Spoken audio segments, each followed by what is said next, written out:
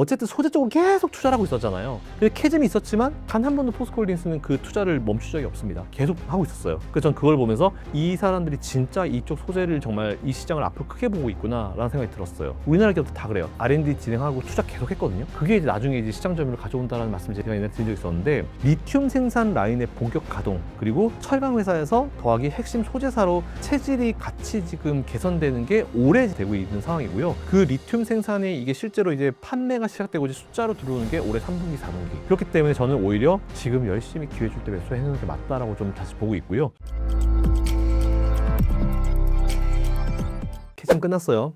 제가 작년부터 그랬잖아요. 캐즘 끝났다고. 캐즘 끝나니까 오히려 여러분들이 빨리 관심을 가지시고 공부하실 필요가 있다라고 말씀을 드렸는데, 너무 많은 상처를 여러분들께 드렸기 때문에 그 업종 자체가. 그래서 아마 다시 정말 나는 다시는 쟤를 쳐다보지 않을 거야, 정말 꼴 보기 싫어, 이러신 분들이 되게 많으셨을 거예요. 근데 작년에 그 바닥에서 매수하셨으면 이미 수익률이 100% 넘어갔었을 거다라는 말씀을 다시 한번 드리고, 아직까지는 조금 인내 시간 느낌이 좀 있어요, 분명히. 왜냐면은 이게 조금 원래 그러잖아요. 기대가 엄청 컸어요. 근데 이제 사실 그 기대가 좀 많이 과했죠. 제가 그때도 너무 과한 기대라고 조심하시라고 말씀드릴 수 있었던 이유 중에 하나가 이런 얘기가 되게 많이 나왔어요. 우리나라가 언제까지 반도체를 먹고 살겠냐, 2차 전지가 미래다. 근데 아무리 생각해도 배터리가 우리나라의 탑1 산업이 되면 너무 암울한 거예요.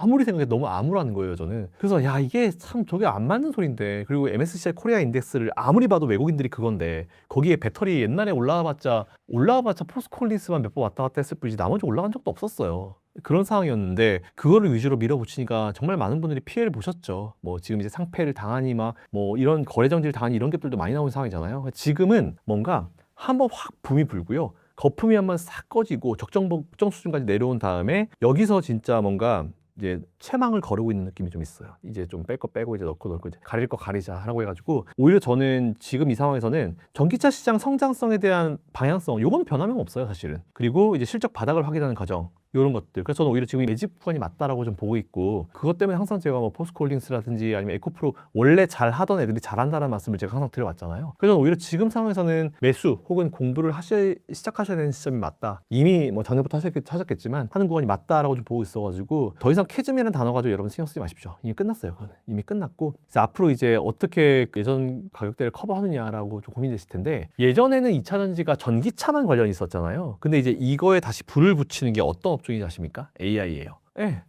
ESS. 맞잖아요. 에너지 저장 장치. 최근에 그게 핫하잖아요. 근데 오늘 새벽에 테슬라 실적 발표한 거 보니까 생각보다 ESS 실적이 좋지 않다, 이런 내용이 나오긴 했더라고요. 어쨌든 발전 과정이에요. 지금도 예전보다는 엄청나게 실적이 올라온 게 사실이고 기대감이 좀 컸던 게 사실이고, 그렇기 때문에 저는 오히려 그런 걸 봤을 때 ESS, 에너지 저장 장치, AI, 이게 아마 2차 전지의 2차 붐을 가지고 올 수 있는 강력한 어떤 테마군이 되지 않을까라고 판단하고 있습니다.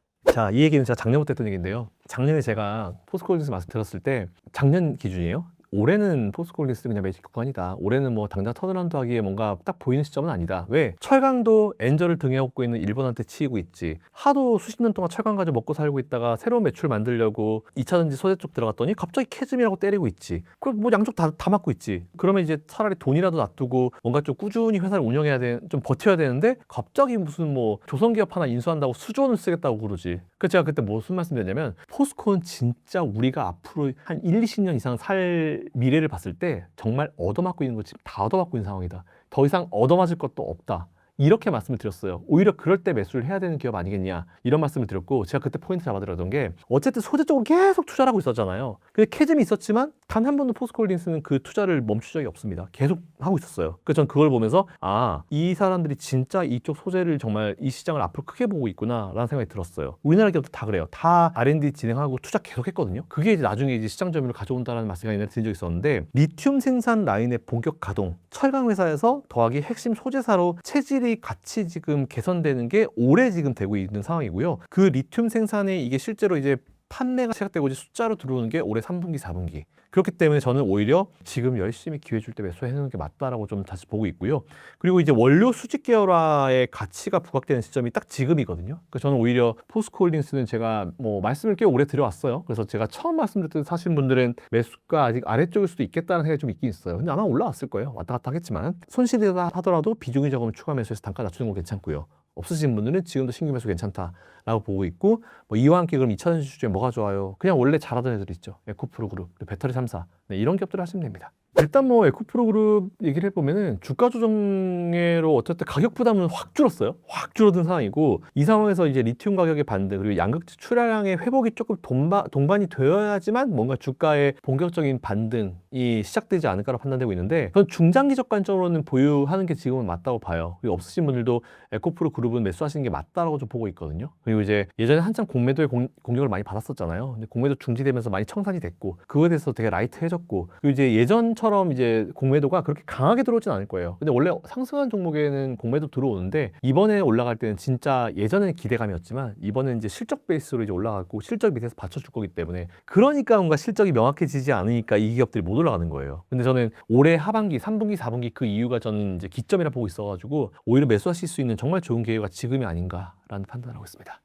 오히려 뭐 미국 중간선거 때문에 시장이 밀렸다. 뭐 스페이스X가 뭐 돈을 싹 다 빨아들여서 시장이 밀렸다. 매수의 기회. 그래서 제가 현금 10%를 계속 유지하시라고 말씀을 드리고 있는 이유가 올해는 이제 수급의 블랙홀 역할을 할 만한 이슈들이 뭐 상반기에는 이란 미국 이슈 있었죠. 하반기에는 또 가면 뭐 미국 중간선거 있고 뭐 스페이스X 있고 난리도 아니잖아요. 그래서 오히려 그런 것들이 기회가 될 것 같아요. 예, 기회가 될 것 같습니다. 그래서 그거로 인해서 만약 밀린다 하면은 배터리 기업을 넘어가지고 뭐 반도체 업종까지도 밀릴 수 있는데 그래도 저는 뭐 매수 가능 그런 의견을 가지고 있어가지고 이거를 다행인 게 뭐냐면 이 이슈는 딱 정해진 이슈고 우리가 물어봐 주시고 제가 답변을 드리고 우리가 미리 준비할 수 있는 이슈잖아요. 사실 이렇게 미리 준비되어 있는 이슈는요 별 걱정할 거 없어요. 갑자기 뭔가 발생한 이슈가 진짜 무서운 이슈지. 그리고 우리가 그걸 판단해가지고 그걸 매수의 기회인지 아니면 도망가야 될 때인지를 판단하는 게 문제지. 미국 중간선거나 스페이스X는 사실 작년부터 우리 걱정했잖아요. 네, 그래서 만일 이것 때문에 시장이 밀린다? 수급이 그쪽으로 다 빨려 들어간다? 매수하십시오. 딴 거, 반도체. 자, 그때 많이 밀린다. 삼성전자 매수할 기회입니다. 이렇게 생각하시면 제일 좋을 것 같아요.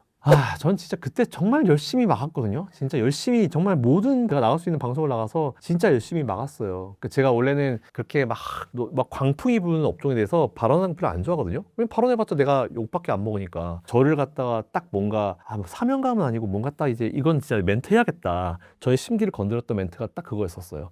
언제까지 우리나라가 반도체로 먹고 살겠냐. 2차 전지다. 사실 거기에 꽂혔어요.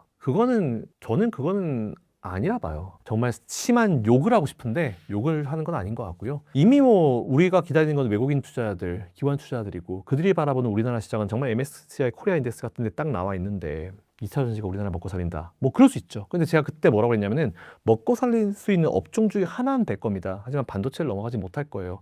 그때 영상 찾아보세요. 똑같은 멘트 해놨어요, 제가. 자, 그런 상황에서 걱정되는 건 이제 그때 물리셨던 분들이 뭐 손절을 안 하셨겠죠. 마이너스 80%, 90% 이러잖아요. 손절을 안 하셨을 텐데, 많이 물어봐요. 그때 가격을 과연 커버링 할 수 있을 것인가? 저는 가능성 없다 보지 않아요. 한 70%, 80%는 가능하다 봐요. 자, 그럼 이제 이렇게 질문하겠죠? 그때 매출이 그때보다 배터리 가격이 지금 엄청 빠졌는데 가능하겠냐? 이렇게 얘기하죠. 배터리 가격이 예를 들어서 한 반 떨어졌어요. 반 빠졌어요. 반 빠져가지고 그때 매출이 안 나온다 생각하시잖아요. 자, 여러분들 만일 지금요 여러분들이 평소에 굉장히 사고 싶으셨던 백이나 차나 시계가 있습니다. 너무 비쌌어요. 예를 들어 볼까요? 뭐 백 하나, 남자는 이제 여자친구한테 사주고 싶고 여성분들은 내가 사고 싶고. 자, 1,000만 원짜리 백이 있어요.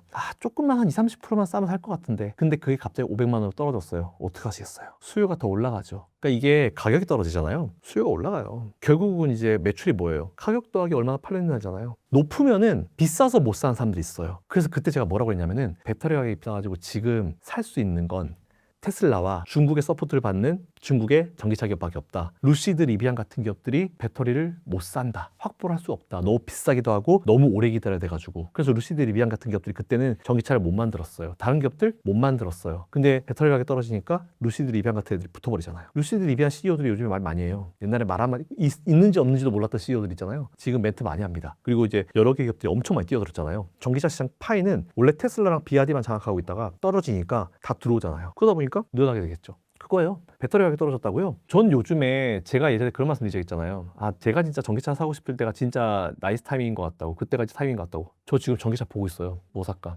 보고 있어요. 뭐 물론 BYD 살 생각은 없어요. 저는 실제로 보고 있어요. 전기차 살려고 지금. 왜냐하면 유가가 높은 수준이고 물론 유가 떨어지긴 할 거예요. 근데 이제 전기차를 보니까 요즘에 이제 안정도도 많이 올라왔고 그리고 우리나라가 잘한 게 우리나라에서 파는 전기차는요 어떤 배터리 쓰는지 100% 다 공개를 해야 돼요. 딴 나라는 아니지만. 그리고 최근에 이제 벤츠가 정신을 차렸죠. 우리나라 배터리 3사들과 다 협업을 하고 있잖아요. 삼성 SDI 같은 기업들이랑 드디어 정신을 차렸죠.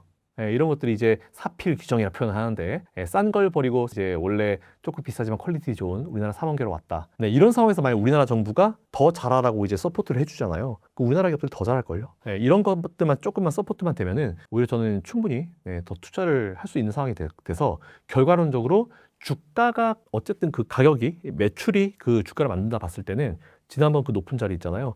수직으로 올라가진 않겠지만 천천히 가면은 어느 순간 그 고점 자리도 충분히 한번 해볼 수 있을 거다 보고 있어요. 제가 지금 바라는 건 딱 하나. 배터리 기업들한테 우리나라 정부에서 좀 많이 서포트, 지원. 어마어마한 지원. 예전처럼 뭐 전기차 판매했을 때 뭐 보조금 주는데 그때 보조금이 다 중국에서 키웠잖아요. 우리 주변에 비아디 버스 돌아다니는 이거 다 그거잖아요. 해외 애들 말고 우리나라 자국 산업 보호, 현대차 같은 기업들 이런 기업들한테 한번 서포트 한번 해주세요. 그러면 이제 그게 쌓여서 오히려 더 높은 주가 상황 저는 불가능할 거라 보지 않아요. 일단은 캐즘이 끝났다라고 하는 거는 이제 어쨌든 수요가 좀 살아나야지 그런 걸 느끼실 거예요. 근데 이게 결국 캐즘이라고 하는 것도 원래 여러분 캐즘이란 단어가 모르셨죠? 저도 몰랐어요. 그런 단어가 갑자기 튀어나와가지고 여러분들의 심리를 휘청휘청했죠. 결국 저는 이제 캐즘이 끝났다라고 생각하는 이유는 전기차 시장 전반적으로 봤을 때 확실히 예전에 그 광풍이 사라졌어요. 근데 정말 제일 정확한 심리적 지표가 뭐냐면 광풍에서 의심이 됐을 때예요. 이거 진짜 나이스한 거거든요. 진짜 나이스한 거예요. 원래는 이게 반대로 바뀌어야 돼요. 어떤 업종이 새로 생기면 의심을 하고 있다가 나중에 좋네 이러고 광풍으로 바뀌어야 되는데 주식시장은 안타깝게도 광풍이 먼저 붑니다. 광풍이 먼저 불고 박살 나면은 그 이후에 의심을 해요. 근데 그 이후에 의심을 이겨내고 튀어오른 기업들은 좋은 기업으로 평가돼서 올라가는 거죠. 이게 일반적인 주식시장의 사이클 중에 하나인데 딱 지금 이제 그 의심의 단계에 있잖아요. 그러다 보니까 이제 조금 이제 다들 지켜보고 있고 이제 중립기를 넣고 있는 상황인데 그 기간 동안에 이 배터리 기업들은 투자를 어마어마하게 하면서 R&D하고 투자하고 기술 개발하고 그리고 오히려 예전에 전기차로 이제 계약했던 것들 다 캔슬 시켜버리고 ESS나 이쪽 저장장치 쪽으로 싹 다 해서 AI 쪽으로 딱 붙어버리고 있다고요. 그렇기 때문에 저는 오히려 그것 자체가 이런 강력한 어떤 이제 힌트가 되지 않을까라 판단하고 있어서 패러다임이 바뀌었죠. 전기차에서 AI로. 이것이 정말 강력한 수급을 가지고 올 수 있는 것이 될 수 있고 그리고 아까도 포스콜린스 말씀드렸지만 그동안 이 캐즘 구간 동안에 우리나라 기업들은 계속 투자를 하면서 기술 개발하면서 기다렸잖아요. 누구는 캐즘이라고 욕할 때 왜 투자하냐? 투자 너무 많이 한다. 뭐 미래가 없는데 이럴 때 그들은 꾹꾹 참고 계속 투자를 이어갔다고요. 그거에 대한 결과 앞에서 말씀드렸지만 리튬 광산 생산 라인, 그거에 대한 공격 가동, 그리고 그거에 대한 실적 그게 올해부터 3분기부터 꽂히는데 이 가시적으로 나오는 게 포스코홀딩스뿐만 아니고 에코프로 그룹들한테도 있고 삼성 SDI나 LG엔솔 같은 경우도 최근에 뭐 되게 많은 곳과 이제 만들어지고 있잖아요. 뭐 테슬라 이런 데도 요청이 많이 들어오고 있잖아요. 그런 것 자체가 만일 정말 이런 캐즘 같은 불안한 상황이었으면은 수주를 주는 기업 자체가 안 줄 거예요. 근데 수주가 늘어나고 있고 쌓이고 있다는 것 자체가 이미 끝났다라고 우리가 생각할 수 있는 강력한 어떤 이유가 되지 않을까 싶습니다.